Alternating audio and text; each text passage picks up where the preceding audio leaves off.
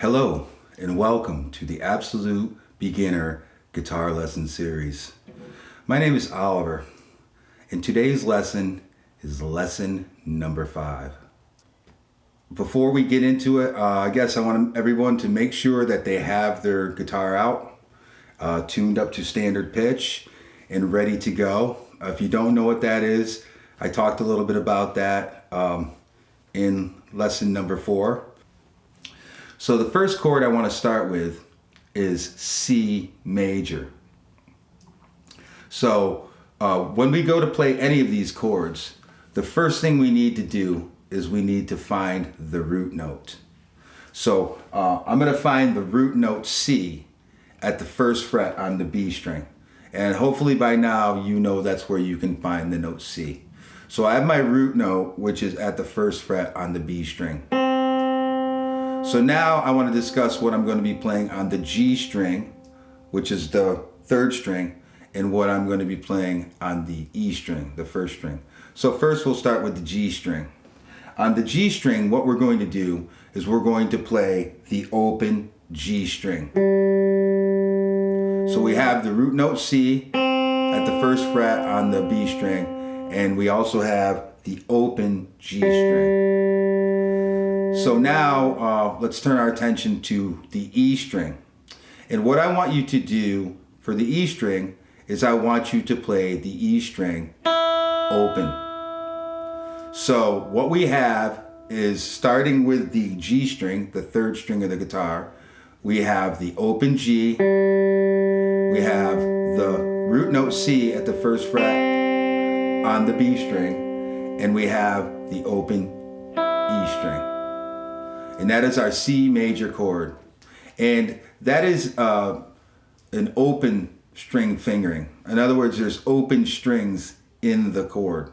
So this chord is going to be unique to our C major chord. There may be some challenges in getting every note to sound cleanly. Don't worry about that. And I want to take this time to point this out. Mistakes are really irrelevant as long as we try to do things the proper way. And our next chord we're going to play is D major.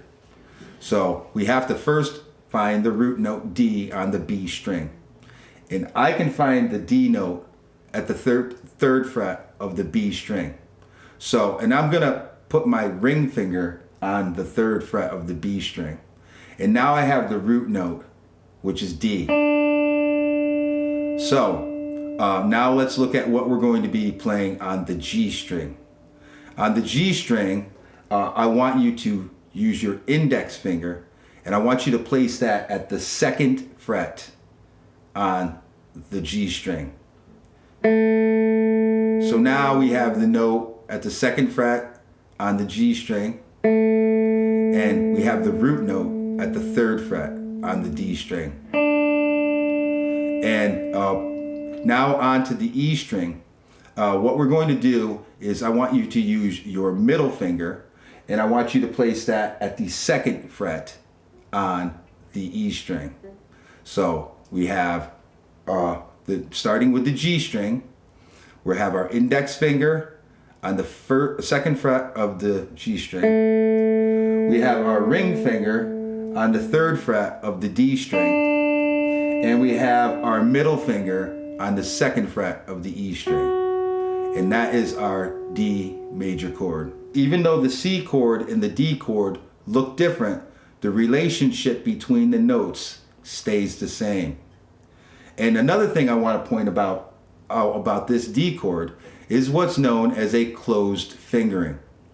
There are no open strings being played. And the beautiful thing about a closed fingering is it is movable. As long as we maintain our relationships between the notes, we can move this chord. So we're at the D major. Our next chord is going to be E major. So all we really need to do is to take this D chord fingering and slide it up so that our root note is on the E note at the 5th fret on the B string, and now we have E major. So just to review, we had D major, and because this is a closed fingering and is movable, we just slid the whole thing up 2 frets so that our ring finger was on the root note at the 5th fret. And now we can move this to wherever we need to play our major chords. So this is the basic fundamental information. And what we have here is we have 2 chord fingerings. So the challenge that you have is to memorize these 2 chord fingerings. And first, to understand that the fingering for the C major chord is unique to this C major chord that we're playing here with our root note at the 1st fret, because we're using open strings. And then when we go to the D, we go to our 2nd fingering, which we have our root note on the 3rd fret of the B string. We have our index finger at the 2nd fret on the G string, and we have our middle finger at the 2nd fret on the E string. And now we have D major. And this establishes a closed fingering, which is movable. So from here, all we need to do is slide this chord up to the appropriate root notes, and we have E major, F major, G major, A major, B major, and C major. So ultimately, what we want to be able to do is we want to be able to find or play any of those major chords if necessary.